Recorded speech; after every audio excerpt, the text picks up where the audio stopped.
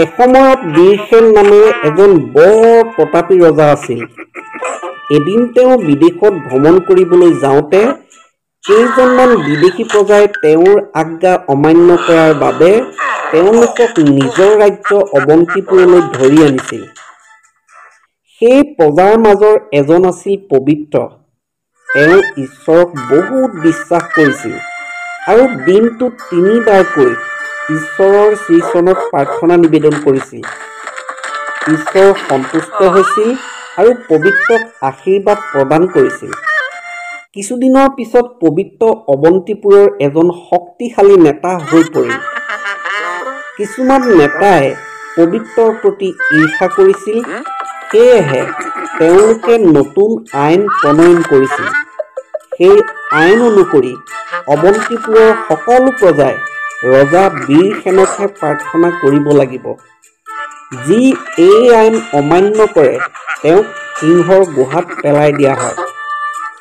পবিত্ৰই তেতিয়াও ঈশ্বৰৰ শ্ৰীচৰণত প্ৰাৰ্থনা নিবেদন কৰি আছিল। এই অপৰাধত তেওঁক গ্ৰেপ্তাৰ কৰা হৈছিল। ৰজা বীৰসেন দুখী হৈ পৰিল, কিয়নো তেওঁ পবিত্ৰক বহুত ভাল পাইছিল। পবিত্ৰক সিংহবোৰৰ মাজলৈ পেলাই দিয়া হ'ল। গৰ্জন কৰি সিংহবোৰ পবিত্ৰৰ কাষ চাপি আহিল। তেনে সময়তে এজন দেৱদূতৰ আবিৰ্ভাৱ হ'ল। তেওঁক ঈশ্বৰে পঠিয়াইছিল। দেৱদূতে সিংহবোৰৰ মুখ বন্ধ কৰি পেলালে। পবিত্ৰই নিশাটো সিংহৰ লগতে কটালে। দিনৰ ভাগত ৰজা বীৰসেনে পবিত্ৰ জীয়াই আছেনে নাই চাবলৈ গ'ল। ৰজাক দেখি পবিত্ৰই ক'লে যে ঈশ্বৰে তেওঁক ৰক্ষা কৰিবলৈ এজন দেৱদূত পঠিয়াইছিল। ৰজা বীৰসেন ৰোমাঞ্চিত হৈ পৰিল আৰু পবিত্ৰক সিংহৰ গুহাৰ পৰা উলিয়াই আনিলে।